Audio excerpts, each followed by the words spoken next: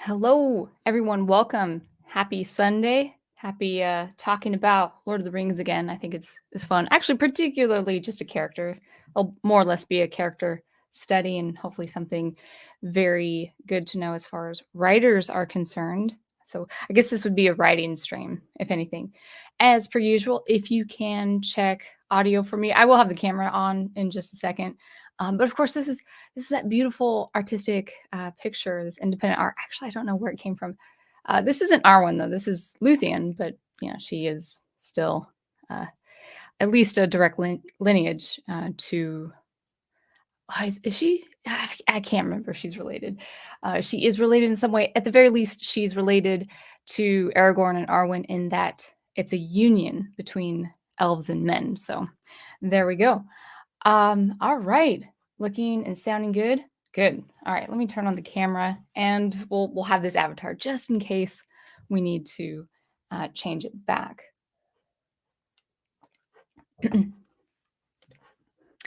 I realize this is my first time talking all day. Well, that's a surprise. I actually spent before we get into our conversation, I spent um, all day just reading, and so it's just been all day reading. I've just been sitting in a chair, and I'll be right back. I forgot something very, very important.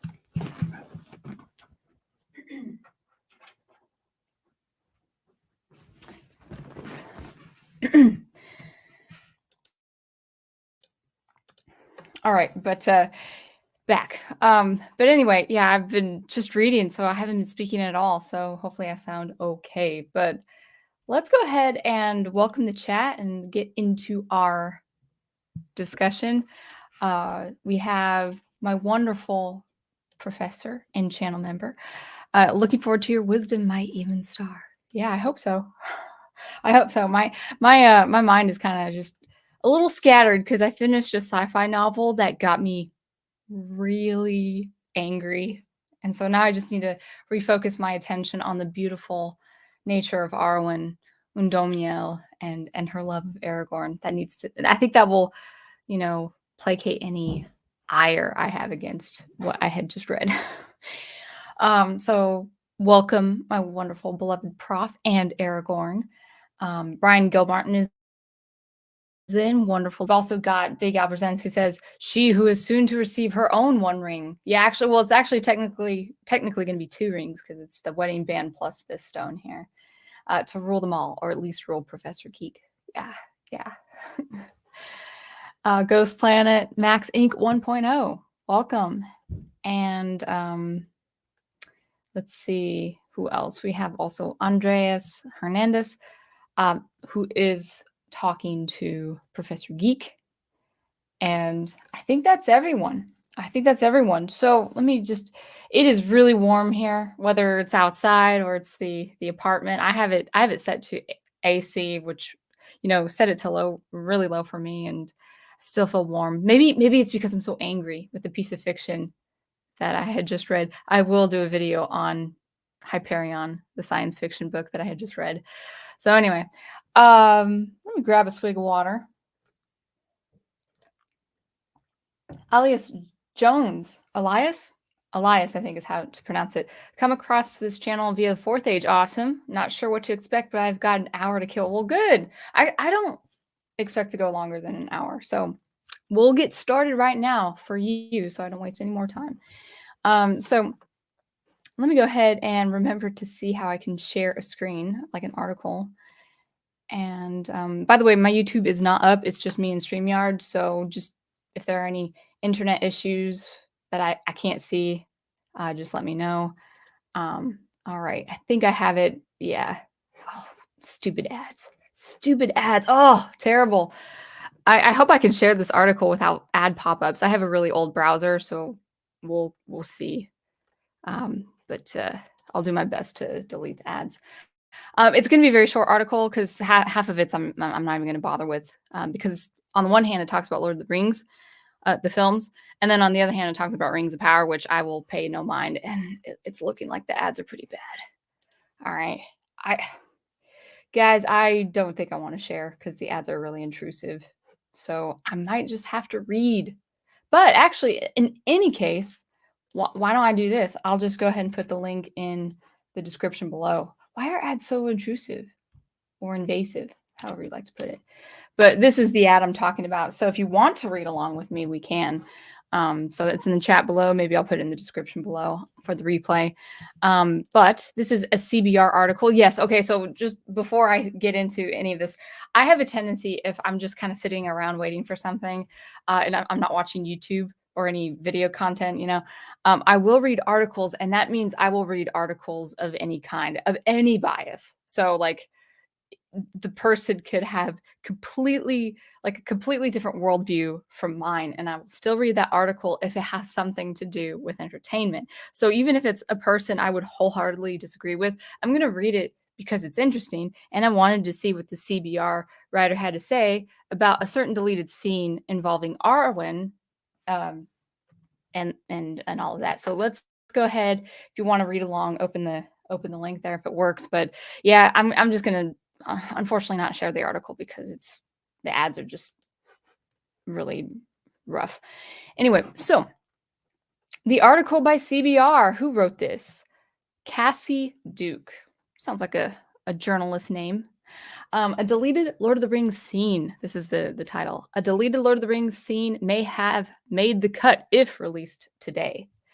Were the Lord of the Rings films made it's entirely possible Peter Jackson would have kept a deleted scene involving Arwen at the Battle of Helm's Deep. So I just want to stop right there before moving on.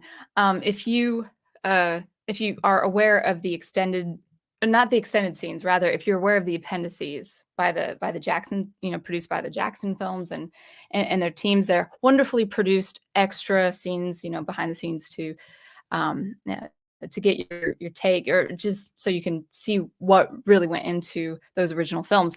I used to watch not only the films, but the appendices like religiously. I watched it like almost every week because it was so expansive. And I loved Lord of the Rings a lot at the time. This is my early 20s. And so we'll get into what the article is saying before I give my 2 cents, but this is in light of the behind the scenes footage. In recent years, The Lord of the Rings has garnered criticism for its lack of female characters. Eye roll there. Even being mocked on some online platforms. One fan video in particular strung together every scene where female characters in Peter Jackson's trilogy actually interact, okay? As if that's important. And it boils down to one scene. Oh no. It's mostly a joke, but there's some truth to it. With such stately female leads like Galadriel, played by Kate Blanchett, Arwen by Liv Tyler, Eowyn by Miranda Otto, it's surprising that they're not utilized more, especially when Jackson made some sweeping changes to the source material without batting an eye. Now, I want to just stop right there. First of all, there really was no need to utilize their characters more than they were already utilized. We already understand, for instance, Kate Blanchett's what's her name? Blanchett, right? I'm sorry, Kate. Beautiful woman. But we already understand her prominence as Galadriel. Like her coming down, her entering the stage, so to speak, in the first film, beautiful. Like we see her enigma, her royalty, her mystique, we understand she's a very powerful elven woman. So I thought she was, as far as her screen time is concerned, I thought she was perfectly fine. There was even add-ins between this kind of strange telepathy that she at least has in the films, well, or at least I would say maybe a sixth sense, where she's kind of communicating with Elrond. I mean, she has extra screen time, more than she would probably be seen in the book, even though she has some good parts, very good parts in the book, obviously memorable parts in the book. But we hear her voice at the very beginning of the films, when she's speaking Elven, and then she starts staging, the prologue and exposition of the films. So her character is utilized perfectly. There was nothing was subtracted about her character. If anything, everything was beautifully enhanced by Peter Jackson's creative decisions regarding the character. Now, with Eowyn, what does their more need? What is their let's see, how am I going to say this? Because I'm kind of flustered by the premise of this notion that these female characters were underutilized. Eowyn had absolute presence in the second and third films. In fact, she maybe maybe she wasn't used to the best parts where she is actually interacting with Faramir, at the end of the book. Like her reconciliation with Faramir and with life in general, with her outlook of the whole world, is a beautiful depiction that really could not make the movie scene. Maybe if it was like played out in a really prolonged TV series, maybe that's fine. Maybe that's fine. I would love to see a scene like that, or maybe even a couple episodes where Eowyn and Faramir are talking, and he's really bringing out the good and the warmth in her that she had so long buried with pride and hubris and coldness. And she has the steel strength of the Rohirrim, but she's also cold. Faramir redeemed her out of that by his love and tenderness and understanding. Of course, that's not in the films. There was just no room for that kind of thing in the films. But as far as like her defeating the Nazgul and the Witch King, and her wanting to be closer because she was feeling something for Aragorn, all of that was put in the films. So none of that was underutilized. It was put in perfectly, especially with the extended scenes, the extended cut of Helm's Deep and or the Two Towers and Return of the King. Maybe there were some deleted scenes where she's fighting like in the caves with the Two Towers. I think there were some things cut, but other than that, she's fine. And as far as Arwen is concerned, Arwen has some prominence in the book as far as Aragorn is concerned, as far as his legacy, and we'll get into that with her character. But she was brought into the films way more than we see her in the book. I watched the films before I read the book, and so that was my first surprise when I read the books for the first time, was how much or I guess how much we did not see Arwen. Now, when we did see her, Frodo describes her in Rivendell. She's beautiful to behold. She's young, but she's wise with age because she's an elf. She's an elf maiden, comparably speaking, but she's still an elf. She's lived, a couple thousand years even before Aragorn. So the description of Arwen is really beautiful. And then Arwen is presenting in the book a couple of gifts to Aragorn on his journey, as right before he before the Battle of Helm's Deep, also before going to Pelennor Fields. Arwen presents a kind of she bestows these very important gifts that actually encourages his spirit to move on. So even though she's not very present in the books, she's very present with how Aragorn, trying to become king, to accomplish that, we're understanding her presence through him in the book, and we understand certainly her presence in the films. That out of the way, let's continue reading the article.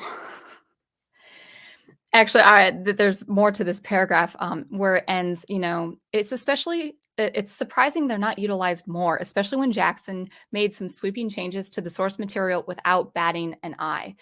I'd like to actually counter that expression, that mode of expression, without batting an eye. That's language being used to imply that Peter Jackson and Fran Walsh and everyone involved in the writing team were very careless with their creative choices with Lord of the Rings, and the opposite was the case. Even though they had to make changes, like even creative choices with, well, obviously the absence of Tom Bombadil, it would work for a TV series. It just did not work for the films, and I think that choice is justified. I love Tom Bombadil. I love that sequence in Fellowship of the Ring. I love the Old Forest very, very much, and there's hints of the Old Forest in Fanghorn with the Two Towers, the films. Of course, we have the major character change with Faramir, where in the book he's pretty much the same Faramir from start to finish, and he's a wonderful aspirational hero. But we do see him having to overcome an evil temptation by the ring when he has Frodo and Sam in his possession. And so the film says, okay, well, we can't have him just kind of say idly like, this I would not pick up this ring if it were by the wayside. The writers made a conscious effort saying, well, if we do strip if Faramir does say this in the film to those people who don't read Lord of the Rings, it's going to strip the ring of all power. So we have to make this drastic change of Faramir's character. This was this wasn't decided by, the batting of an eye, or without batting an eye. Even Sauron, like at the end of the films, they were thinking of having Sauron reincarnate in a bodily form to counter Aragorn at that final fight. And they thought, you know what? And it was all edited too. It was like it was in the editing department. It was in the editing room. And Peter Jackson wasn't feeling right about it. A lot of people weren't feeling right about it. And so they substituted that with like a troll, like an armed up troll. And I thought that was perfect for Aragorn. Like I think it'd have been fine if he was just battling orcs as everyone else was. But they wanted a moment for Aragorn in the film, but they were making these creative changes out of reverence to Tolkien. If not, even if it was, even if Tolkien came back from the dead or came back from heaven and said, "No, I don't want you making these changes." At the very least, Tolkien would have, or Jackson rather, he would have wanted to uphold the spirit of Tolkien, and the spirit of what these stories are about. So that for this writer of CBR to say he made these changes, these other creative stories without batting an eye, I'm like, I don't think it was without batting an eye. I think it was done out of very, very careful consideration because they really, really did respect the works of Tolkien. As and Andreas and Elias have also mentioned Glorfindel. So Glorfindel was replaced by Arwen in the films, and even in was it Bakshi or Rankin and Bass, even the animated treatment of Lord of the Rings, he was replaced by Legolas. So the poor Glorfindel never had his limelight on the screen, unfortunately. So Arwen was she I mean, I don't mind the change. Yeah, it'd be nice to see Glorfindel instead of Arwen or Legolas, but um she was fine. Like Peter Jackson added more to her part than was ever intended to be in the book. So there is that. All right, let us continue down the this article. In a behind the scenes interview on the DVD extras, Jackson talked about a scene where he added Arwen to the group of elves in the Two Towers that aid in the battle at Helm's Deep. Now, right off the bat, I know that a lot of people did not even like the introduction of the elven army aiding the Rohirrim in Helm's Deep. I get the grief. I get why people would not prefer that creative choice. It doesn't really spoil the story for me, and because they were still outnumbered, and it would be a nice heroic moment, like a heroic alliance between elves and men. Even though the elves didn't need to concern themselves with the race of men, I think that was a nice gesture. Like it was in the film, it was nice to know that they were still going to be there for men if they could. So I get why people were mad about that, but it didn't affect me that terribly. Continuing with the argument, however, the scene was later cut due to time constraints. So they added Arwen to the Elven army. Given the time constraints, given the current climate around equal representation in film today, it's worth considering whether the scene may not have wound up on the cutting room floor if the movies were made today. A very clunky sentence. First of all, who cares about what the climate is? Who cares about what the cultural climate is if it's not a representation of the original work? You want real representation. If it's an adaptation, it needs to be a representation of that work and the spirit of the work. So, like, whatever the culture is should be irrelevant if you're adapting a piece of fiction from whatever time, from whatever era. Okay, so it it I don't think anyone who's producing an adaptation, like a faithful adaptation of an original work, should even bat an eye, so to speak, to the cultural climate. That's silly. And then just on the phrase equal representation, that's not a thing. Okay, There's no such thing as equal representation. N there's no equality as far as gender, ethnicity, religion, skin tone. I mean, like, maybe in a religious institute, maybe there's a lot more homogeneity in a religious institute or in a nation that doesn't have, you know, that diverse of ethnicities. But as far as, like, equal representation, there's always gonna be more of someone or something than the other, you know, whether it's in, like, pre-K classroom setting or, engineering or a surgeon, full of nurses and doctors, like, there's not gonna be an equal representation in any application. And if there is, fine. If that's just where the dice fall, that's fine, but it shouldn't be forced. So, are you talking about representation or equal representation? Because equal representation is something that machines are made of. It's the stuff that machines are made of, all that symmetry and stuff like that. That's for computers, that's for machines. And I'm sorry, I just read Hyperion, so I'm thinking of like I'm thinking of like AIs and techno people and stuff like that. But anyway, equal representation should not be a goal. It's not a thing. It's not a thing. Moving on down. Peter Jackson already expanded Arwen's role in The Lord of the Rings, as I had just mentioned. So, reading on, when Jackson originally made the decision to include the elves at Helm's Deep, Arwen was included in the numbers. There are even some quick glimpses of her in the film after it was released to audiences. So they're referring to the appendices. Liv Tyler, the actress, had gone through training and learned fight choreography to shoot the scenes. Jackson cited during the edits that Arwen's scenes were cut due to decrease the runtime, which makes sense because that's a very long sequence. But he may have decided it didn't make much sense to the story as well. Still, why is there a still? Why is there a conjunction to that? Like, it didn't make sense to the story, so there's that's it. That's the end. So moving on, this Cassie says, still he added her to other areas where she hadn't originally appeared in Tolkien's work, but it still in the film, her extra appearances in the film still doesn't take away the story, or did it still makes sense to the story. Like, it's not taking away the logic and the narrative of the story. She replaces characters or a character, but it's not it still makes sense in the film's narrative. So they go on. In the Fellowship of the Ring, Arwen meets up with the hobbits and Aragorn after their run-in with the Nazgul, and carries Frodo to safety. In the books, this is an elf named Glorfindel who places Frodo on his horse. And Glorfindel actually doesn't even ride the horse himself. In fact, it's not Arwen who causes the flood that sweeps the Nazgul away, but a joint effort of Elrond and Gandalf, who magically aids from afar. So still, even though she's replacing characters with their different actions, the courses of action, it still makes sense to the narrative. So her appearing in Helm's Deep, I will get to, does not make sense story-wise.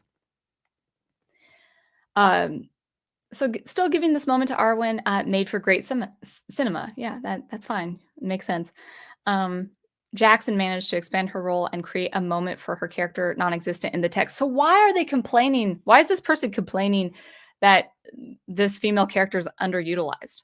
It's like, yeah, you're actually admitting that Jackson did expand her role in the film. Moving on down. Oh, I think that's it.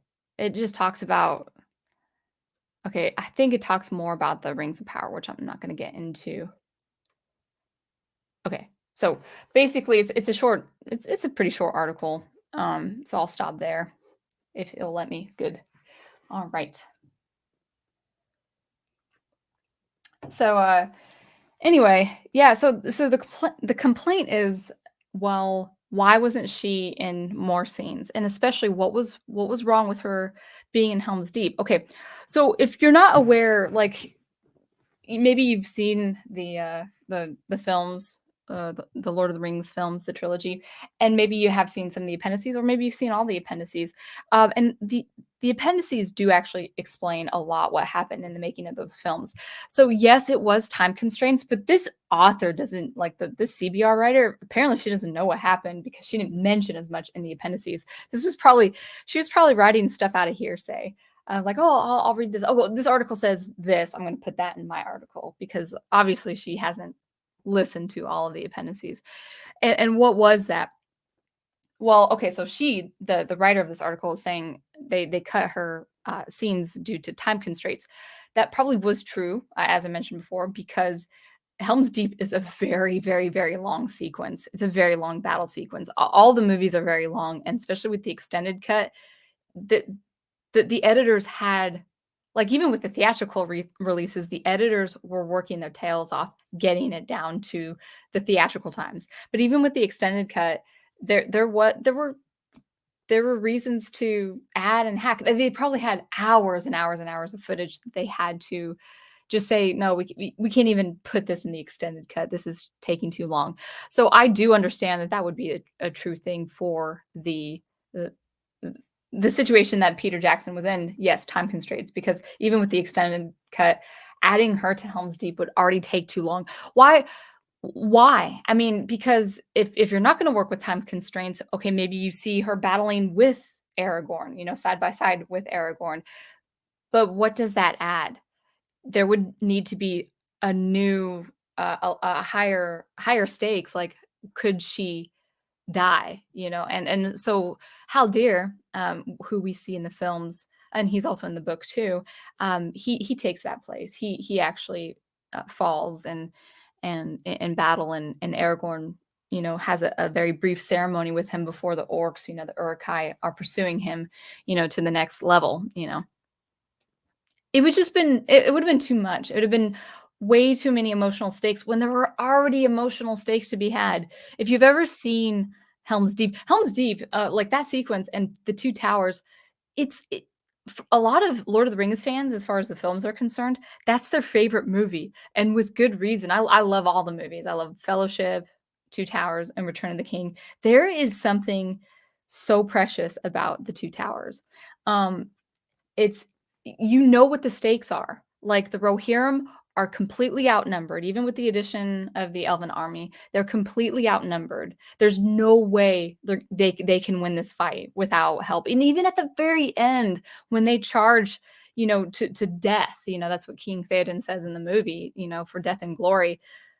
They wouldn't make it in the swarm of Uruk-hai. It's Gandalf and Éomer with their army of the Rohirrim and then also pushing the Uruk-hai army into Fanghorn, with Treebeard and Merry and Pippin. That's when the Uruk-hai are finally vanquished.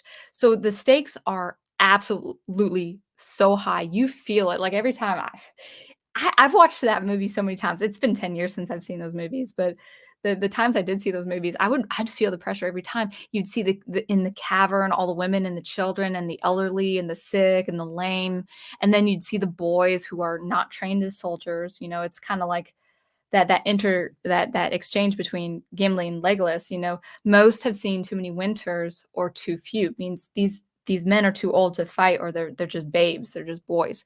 So already the stakes are so high. So narratively speaking, it doesn't make sense that Arwen would be fighting along at Helm's Deep.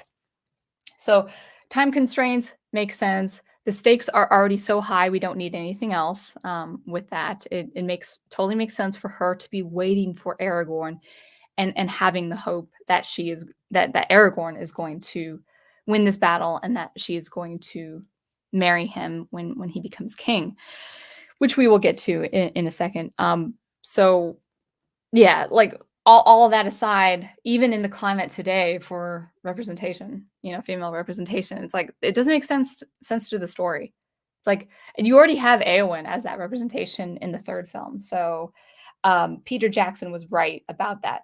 Now, more to the point with the appendices, and we'll get into the character Arwen herself soon, but more to the point with the appendices, there was another reason why they cut her out of the Helm's Deep sequence. Um, Liv Tyler herself, even after all that choreography, had seen it was advised by people that the actors and the actresses involved in the making of these movies should not go online and see what fans are talking about.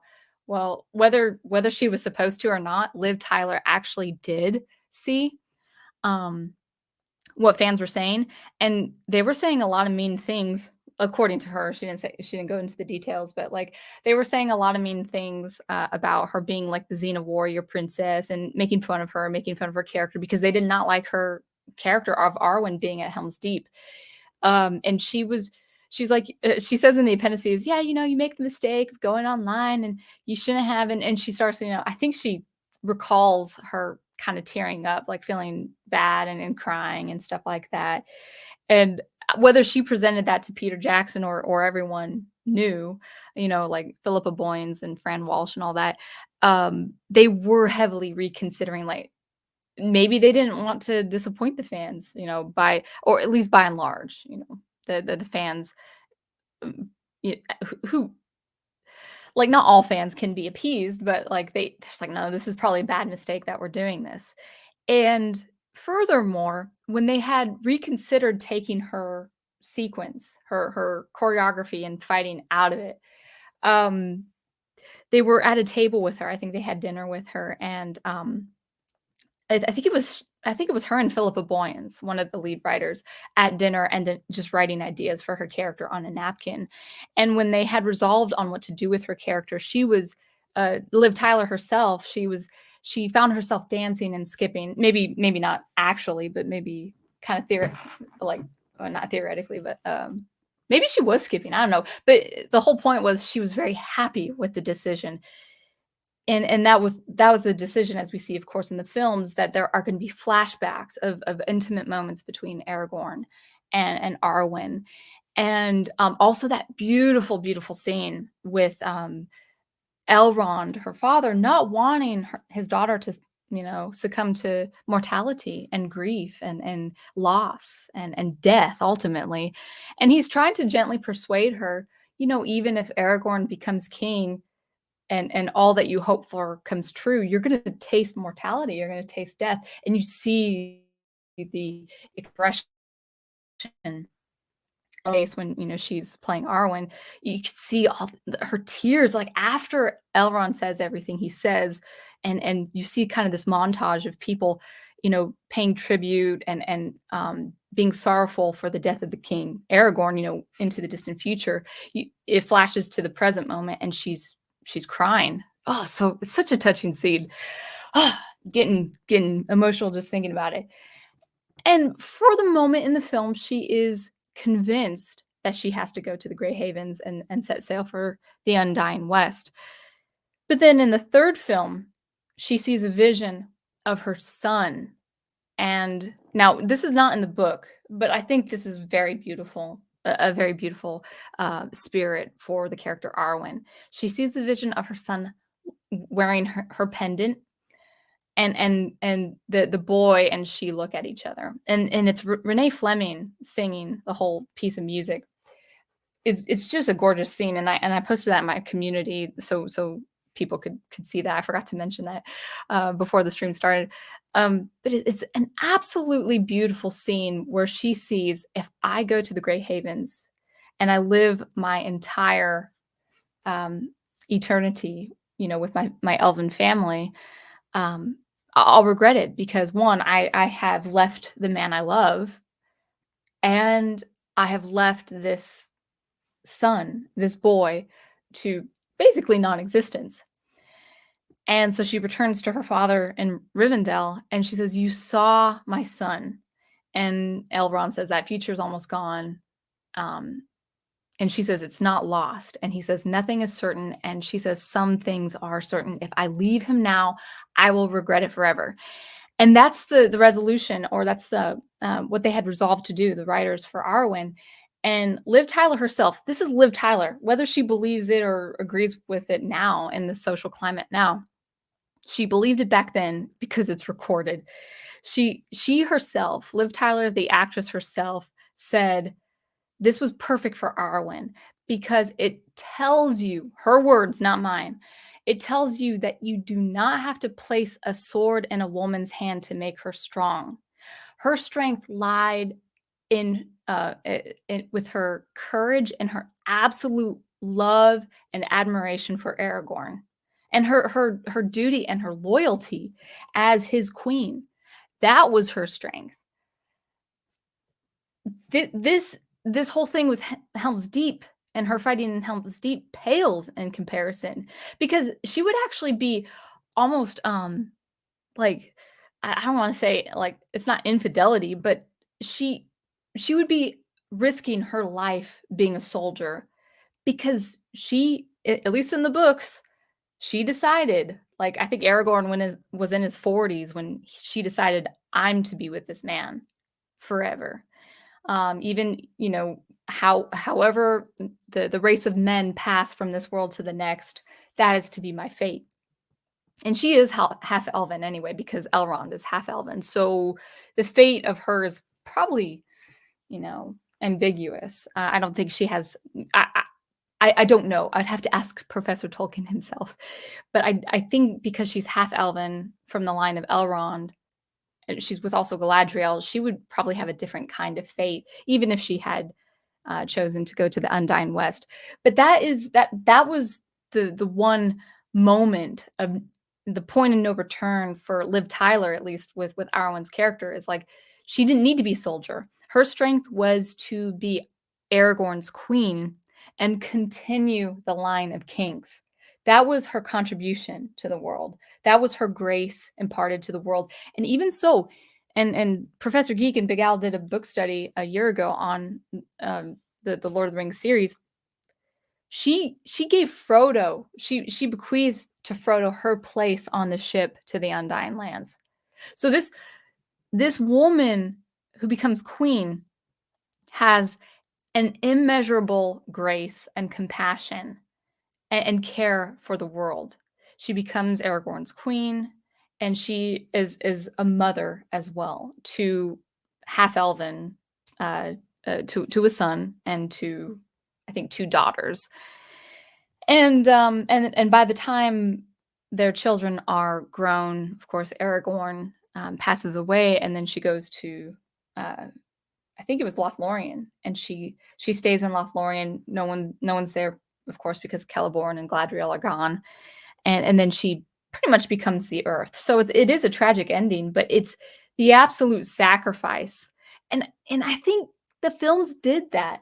I think the films knew how to handle that just right. They didn't take it from the text in the prose and the narrative of the stories themselves, but they took it from the appendices. They went straight to the appendices of the books themselves that talked about Aragorn and Arwen, and that talked about their meeting was kind of like the meeting of Beren and Luthien. Like, Aragorn mistakes Arwen for Luthien, and of course there's that eternal love between them. And so that is so much better than having a sword in her hand and slaying orcs, for goodness sake. It's like, whoa, cool.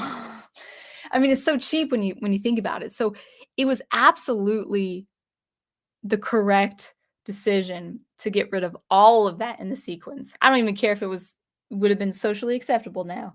If they made the films now, it would have been a better move for them, because Arwen's supposed to stay and wait for Aragorn to win. And in the book, she presents him gifts that actually encourages his spirit even more to go through the paths of the dead and to battle on Pelennor Fields, and finally do the last fight against the Black Gates of Mordor. I was about to say Morgoth, but that's a different story. So Arwen, as far as a strong woman, like, I don't like the whole strong female character phrase. I just say character, I think it was a woman I listened to on a radio. I don't know if she was a feminist or anything, but she said, well, I mean, don't call me a woman composer, because the academics do that. Like with music composers, like, don't call me a woman composer, just call me a composer. You're not going to call a woman doctor a woman doctor. You could call your doctor a doctor, not a woman doctor. It's the same with female characters. It's like, just don't say strong female characters, just say good characters. Um, but in any case, Arwen Undomiel is a very good uh, female character. And she's strong, but her strength lies in a very particular feminine genius. She is absolutely loyal to her man. She has absolute faith that he will overcome, and she becomes his queen, sacrificing her immortality. That's a very bad message to send to the social spheres of today's climate. I don't care. I think that's beautiful. I mean, I'm getting married this fall, so I can look to that as a source of inspiration to my own Aragorn in real life. Um, Beautiful, like that's her strength. So, you wouldn't need her to lead the charge or to, prepare for battle, because on the one hand, Galadriel in the book can do that with her knowledge of magic and tradition, and the pretty much the knowledge of her forefathers, from the Undying West. So you have Galadriel on the magic front, the pretty much the divine order of things. And then you have Eowyn, who actually is a shield maiden. And it's rare, and that's okay that it's rare. It's okay that it was rare for Eowyn to be a shield maiden. There were shield maidens of the past in Rohirrim history, but it doesn't need to be like an equal representation of men and women. It's like it's fine if it's just her. And she did it out of love for her uncle, King Theoden. She didn't do it to prove a point. Like, I mean, yeah, she was a little proud, a little proud. She had to overcome some hubris. She had kind of a little bit of a retort against Aragorn in the book, saying, "Oh, well, I can't come to the I think the paths of the dead." I think she was asking to come to the paths of the dead because I'm a woman, and Aragorn says, "No, like, because you have a place to lead your people if we don't return." He's kind of in a gentle, almost mentor kind of way, because he's much older than she is, because of his Numenorian lineage. Um, he's saying he's lovingly putting her in her place, saying, "You have the responsibility and the duty to lead your people if none of us return." So, I mean, she's kind of being a little proud that she's trying to throw away her life, where it's like, no, your place is with your people. And that's true. And she can lead. Like, what's wrong with leading a wonderful city of people like the Rohirrim? I think it's pretty awesome. And then it was Faramir ultimately that had to really melt that heart of stone that Eowyn had, like heart of steel. Like, Eowyn had this cold, white heart of steel. She's pale, she has eyes of steel, and she's very cold. She's very rigid. Now, she is rigid because, in the houses of healing, she comes out of death because she was at the hand of the Witch King. But even when she's physically healed, her spirit ultimately has to be healed by, dun dun dun, the love of a man. Ah. So anyway, I mean, Tolkien is great. Like the whole female representation is fine. And this is the female representation that no one talks about. Let's take a quick second. I need to mute myself 1 second. I'm about to cough.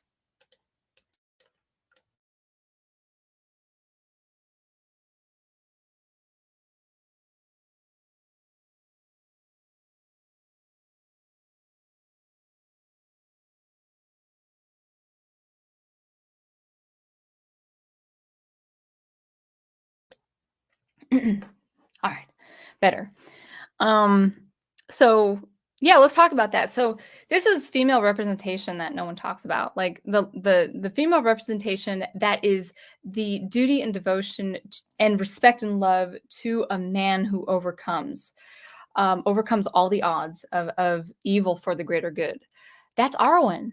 And in a smaller respect, or at least a respect we don't see in the stories, that's Galadriel to Celeborn. And ultimately, that is Éowyn to Faramir. Now, Faramir is not a king. She used Éowyn also, yeah, she was smitten by Aragorn in the book, but she also wanted that title of queen, and that title wasn't given her. I mean, she wasn't. Well, no, she would have been queen in the way of Theoden should he die, but because she chooses Faramir, her title isn't less, but she has a different position. That is not queen. And so that is the female representation that is like it's what we do talk about now, unfortunately, and by we I mean not we, but the ideologues. They talk about this self-empowerment, saying I can overcome the world by myself. That is not true. It's not an honest thing, especially for women, but I would say for anyone. It and this is a danger of people like entrepreneurs. They think I can overcome the odds of, you know, uh, I don't know, slogging away through a 9 to 5 job and making myself in the business world and stuff like that, and being rich and being influential and stuff like that by myself. That's not true. Now, you have effort, you have agency, you have discipline. But even if you work your tail off in a very disciplined way, your success and the joy of life in general is not a self-made thing. It's self-shared. Like you're sharing it, you are taking it in and you're giving it. It's something of, you know, it's bequeathing a part of you in this world uh, to your community, to your family, and also to the greater good. Um, Inversely or conversely, I should say, the ideologues want especially female characters to be this kind of self-made thing. Like your strength is within yourself. That's and actually I think it was RJ from the Fourth Age in one of his videos underlines that distinction between traditional masculine heroes and progressive female heroes. And so, if you are writing writers, female characters, it is very important to understand that if you in any way write a female character who is empowered from within, that is a more or less progressive leaning. You really, really, really do have to be careful. And this is especially true because women characters are very hard to write. They're really hard to write without making them seem very um, blunt, assertive, aggressive, annoying, obnoxious. For whatever reason, I feel like male characters can get away with that a little bit more. It is harder with female characters. So if like a female character is angry over something, that actually looks a little bit more um, repulsive, I should say. Whether that's fair or not, I'm not the one to be the judge. That's just kind of like the social condition.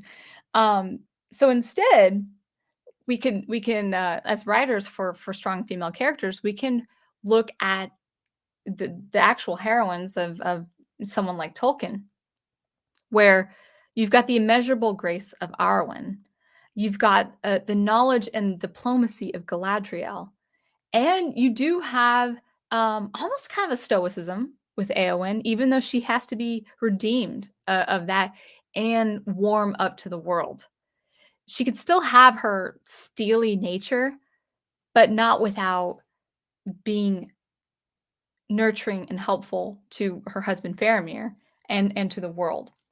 So again, it's not like you can be like be what I think I call it the gingerbread. Like I hope when I'm old, if God lets me to be old, I hope I'm a gingerbread lady. I like to be sweet.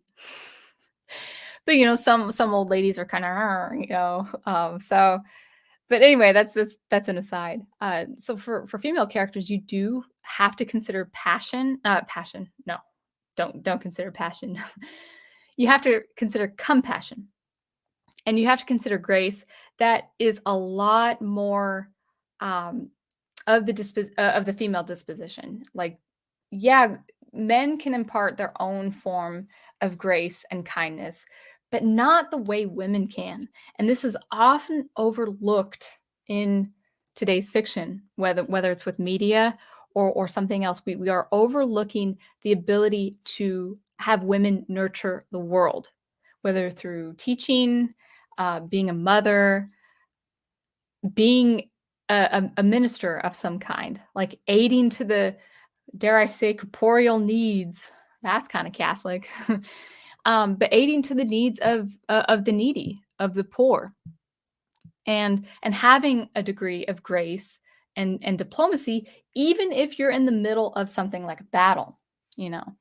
But also a devotion to another person.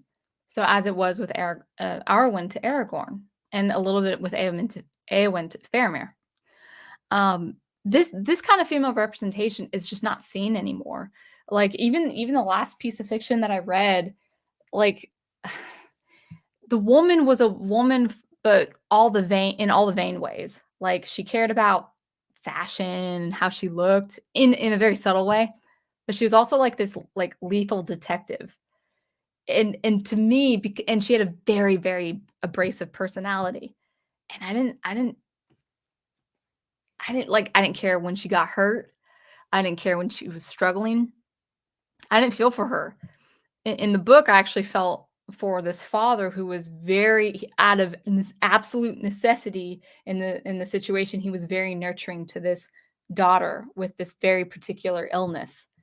I was feeling more for this old father than this one lethal detective and stuff like that. I'm not saying women characters can't be that, but I think there's too much of that.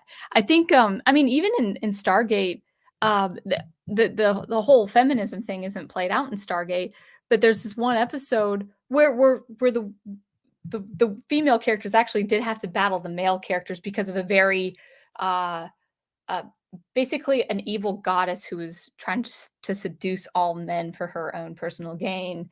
Uh, and so the women actually had to, in a non-feminist way, they had to say, we got to bring these men who are spellbound by this one evil goddess. What was I going to say to that? Oh, but she was at one point in the scene they were locked up, and she, out of the whole Stargate SG-1 troop, the four of them, you know, the epic four, she's like, why can't I be one of the guys? And I remember Professor Geek saying, because you're not.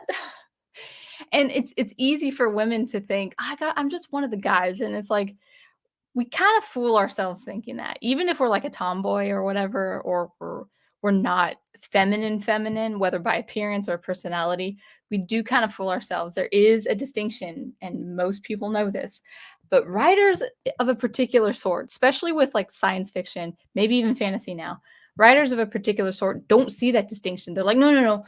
The woman can like be sloth-like or belch or be ungraceful, just like the men can, if she's the only one in the pilgrimage or whatever. And I'm like, no, she can still have a Galadriel amount of grace.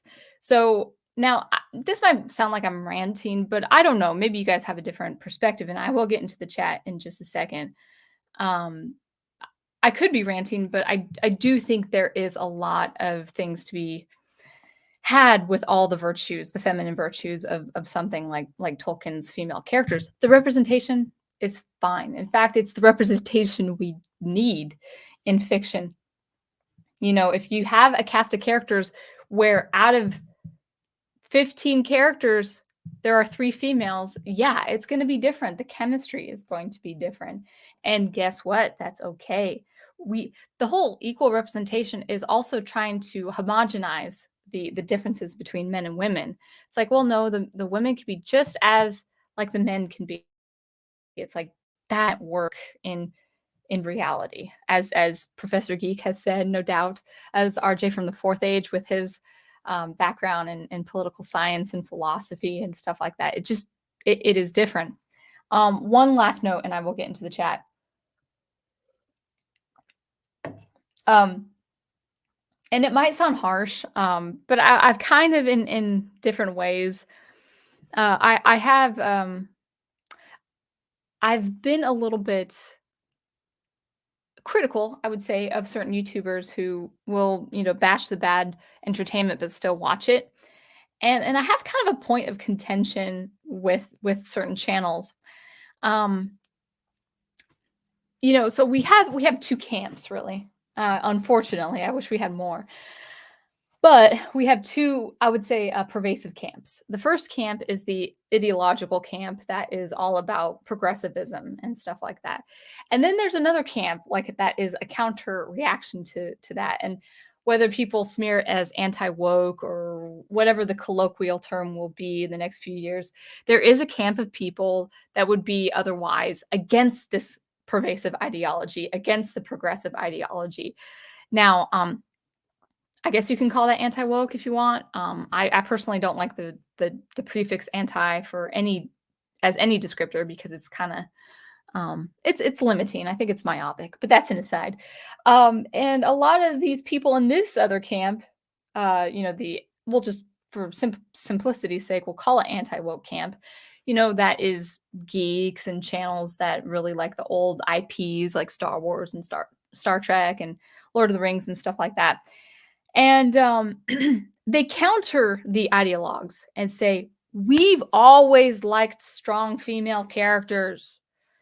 Ripley, Sarah Connor, Lara Croft, Princess Leia, and stuff like that. And fine, that's all fine. That's all fine. But so many times in the past, when I watched these channels, they would always have a montage of pictures of these strong female characters, and it never failed. Always these characters, these female characters, had guns or knives or swords, but usually the weaponry is a firearm. Sarah Connor, for instance. And I kind of got a little annoyed because it's like, wait a sec. Are you just limiting strength to weaponry? Are you just limiting the strength of a female character to the ability to wield a weapon and enforce destruction if need be? Now, I know with the case like with Ripley and Alien, she's out to protect a child at all cost. I know the motive for her using a gun or a weapon. Same with Sarah Connor.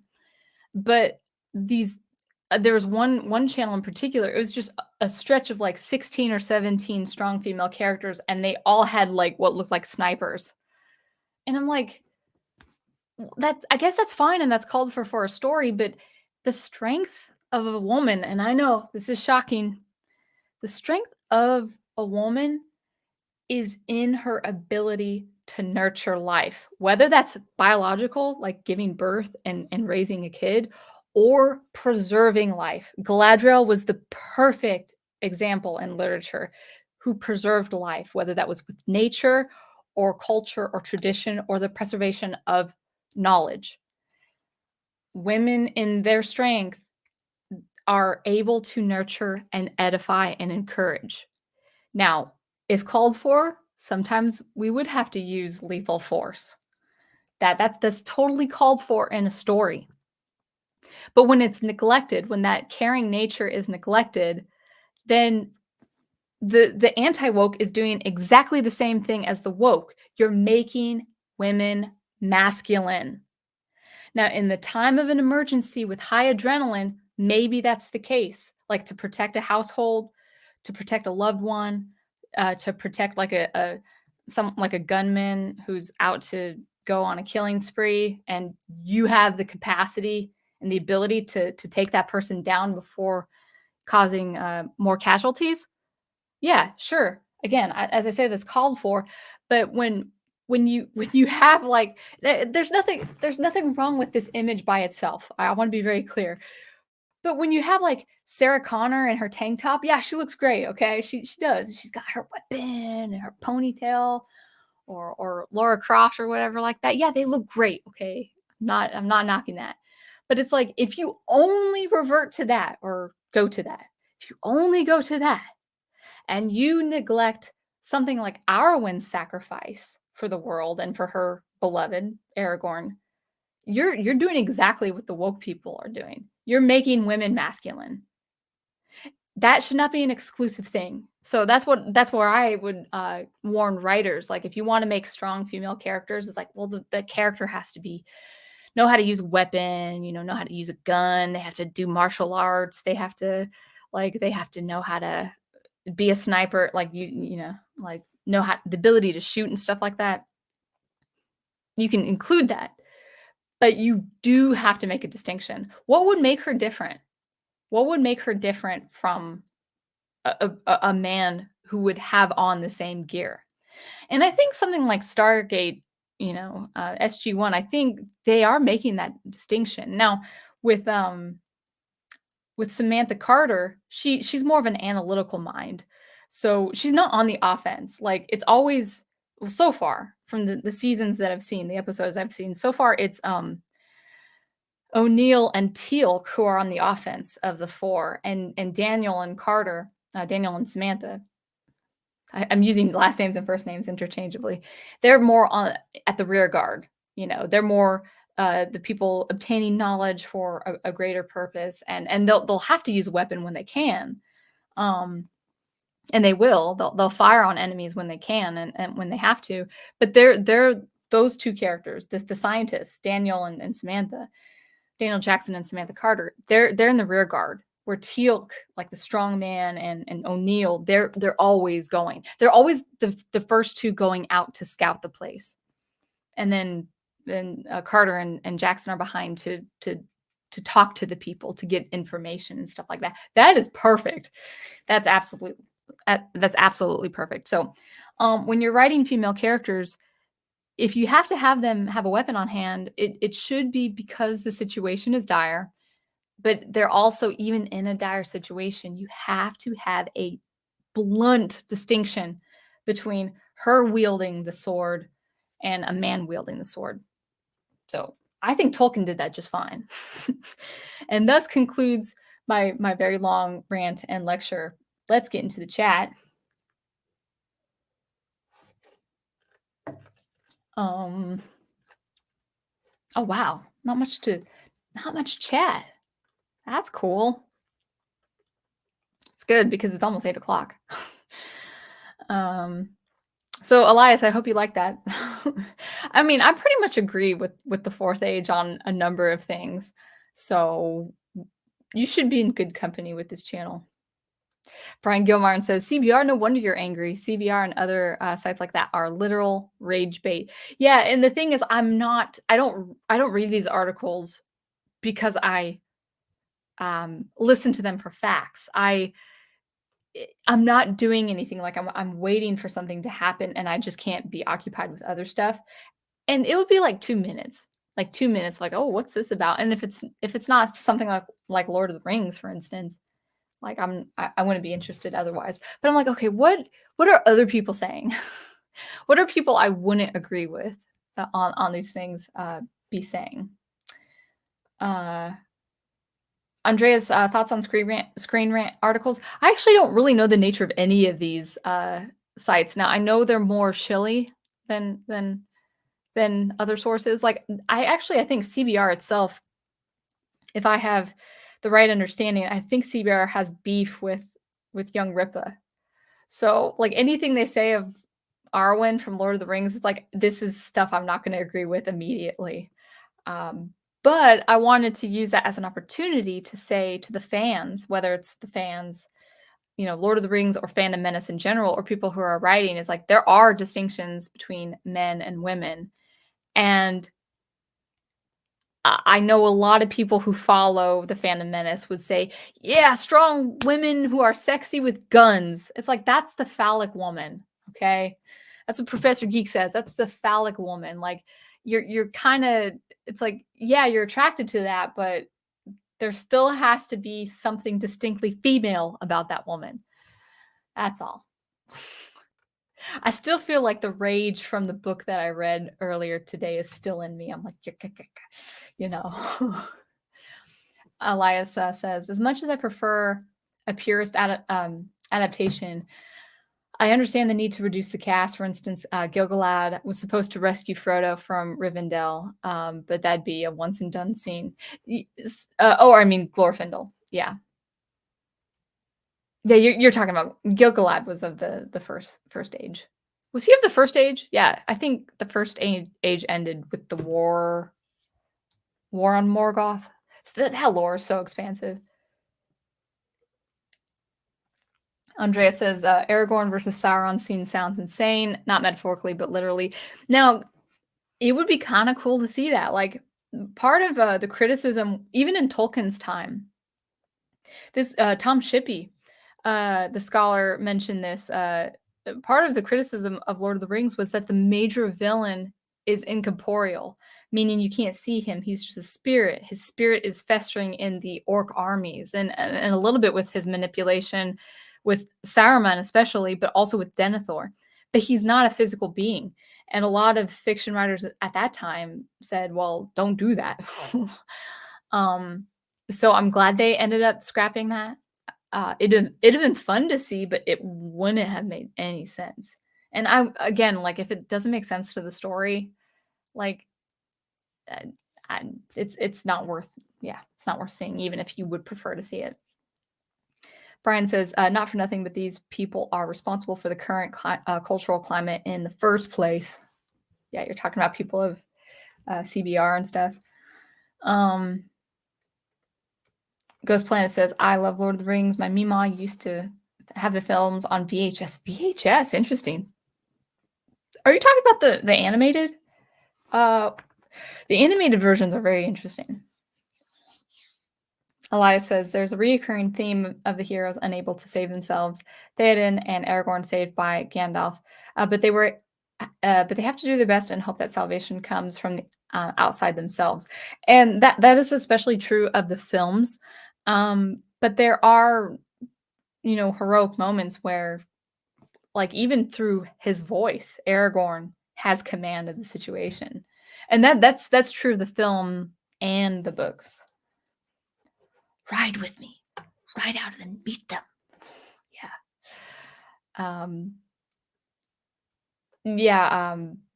So Andreas is saying in the scene between in the films between Elrond and Arwen, Elrond says, I don't really like this. I don't like the whole telepathy thing and the seeing into the future, but maybe you can kind of equate it with visions, elvens having particular foresight of things. But I don't, well, there's a scene where I love Hugo Weaving, but I couldn't get past this line. I looked into your future and saw death. Like, it's a good scene, by the way. It makes me cry. I don't like that line.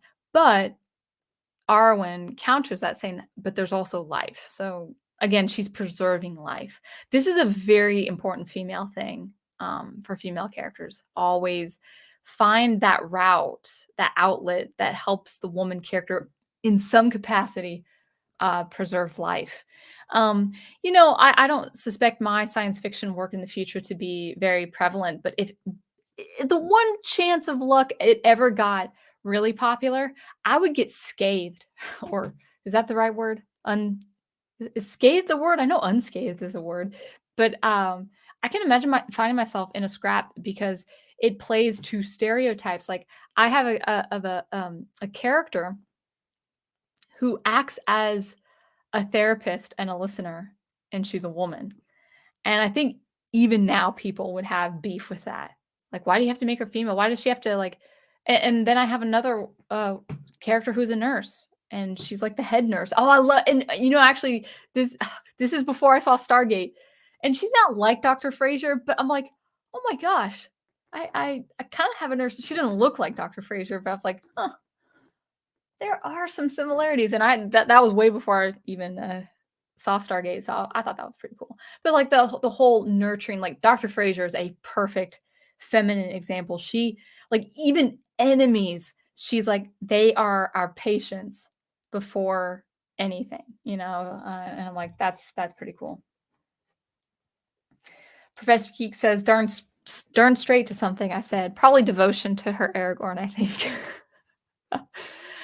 Brian Gilmartin says, the idea of female representation is mean girls who always get what they want, disregard other people, and never face any consequences for it. That seems to be a trope, in current media. It's like, you guys are making females very unlikable. Andrea says, respect to Faramir. Faramir is one of my favorite characters of the books. Even though his father didn't love him, I know. He won the heart of the Lady of Rohan. Yeah, his story is really tragic. He loses his brother, and his father never loved him. And I think in the book, it's there's a mention, I think, in the book where he reminded Denethor of Faramir reminded Denethor of his mother, so of Denethor's wife. So I think he just by his physical nature, he is that constant reminder of Denethor's death, and that yeah, I mean, that's not any reason to not love a son, even though he has features of your dead wife, but, like, yeah, Faramir's awesome. He's a really good character. Andrea said, "Have you ever heard what Emily Blunt said about how female characters are written?" No, do tell. I don't really know her that well. I don't know actresses, or actors, really. Oh, yeah. Yeah, um Professor Geek, I usually put his comment up, but, well, okay, I'll flash it and then I'll unflash it. And Big Al says, "Was that Hathor?" Yes, that was Hathor. Yeah. Um, Elves and Ghost Planet says, elves in mythology. Oh, in certain mythology, make shoes and toys for Santa Claus. Elves are different in every myth. They're yeah, like Lewis's dwarves are very different from Tolkien's dwarves. Yeah, they are different depending on maybe the region, but also just the motive of the writer.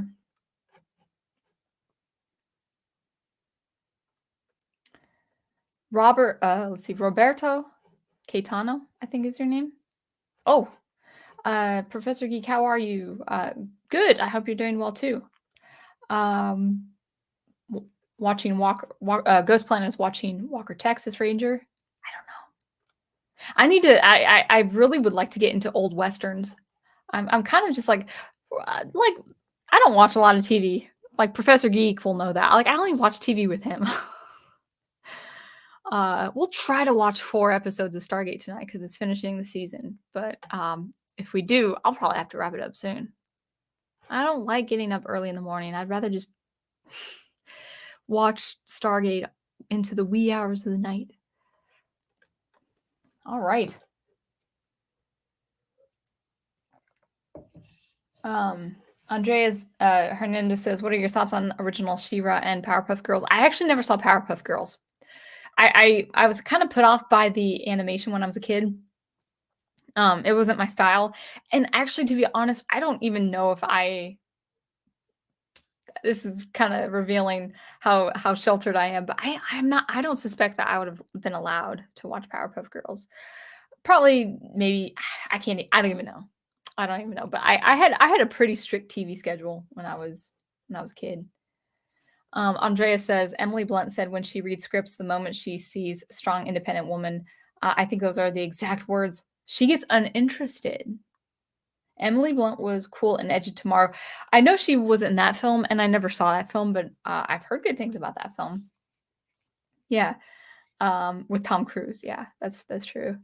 Yeah, like strong, independent woman. Like you don't have to use those descriptors. First of all, they're kind of generic and they're kind of trope-like anyway, but like you don't have to use those descriptors if one, you can see it's a woman, two, you can see that she has an independent personality, three, you can see she has strength in whatever course of action she takes. Like these descriptors with like she's this, he's that. It's like I can see from the book or I can see from the film. So anyway, that was my discussion. Actually, I felt like that was much better than anticipated. That was totally off the cuff, and maybe my anger from reading Hyperion really aided that. I was a little nervous, guys. Half an hour before the stream, I was only thinking of Hyperion and how mad that book made me. And I was like, oh my gosh, I have to concentrate on a completely different subject. So hopefully that was fine. I'm gonna do a video on Hyperion. That book. I have so many thoughts. So mad. But that's another stream or that's another separate video. Yeah, I'll go on a rant about Hyperion.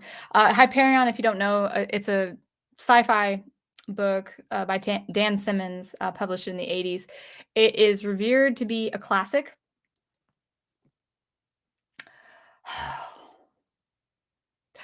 I know why it's a classic, and I don't know why it's a classic. Let's just say that, but it is the most infuriating experience I've had as a reader. Basically, the gist is I don't know what the gist is. I I'll give you a little bit of a tease, and a takeaway that I made. Hyperion is if you don't respect your time as a reader, go ahead and read Hyperion. I'm gonna talk about Hyperion, whether that's a stream or a separate video. I've been reading science fiction. I'm trying to read as many classic pieces of science fiction, and Hyperion is like it's just a mixed bag. Right off the bat, like my general impressions having read it, I would give it like a 1.5 star out of 5. Um, a lot of good world building things, like a lot of good world building things, but it wasn't that well done. Like it's like, but all this world building, it's like, but you're supposed to focus on these 7 tales and these 7 characters. And then you're waiting for conclusion of these 7 characters, and it never comes. And if it's in the second book, I don't even care. Because you made me read 480 pages and not even have a conclusion. I would have been glad to read 100 more pages if I had a conclusion. And if people say, but no, the conclusion's in the second book, I don't care. I'm not going to read the second book because the author obviously didn't respect my time as a reader. So I'm not going to respect his time by not reading his second book. That's all I've got to say. I'm so mad. So mad. But that's it. Actually, I think I'll end it there. Of course, be on the lookout for streams or any commentary.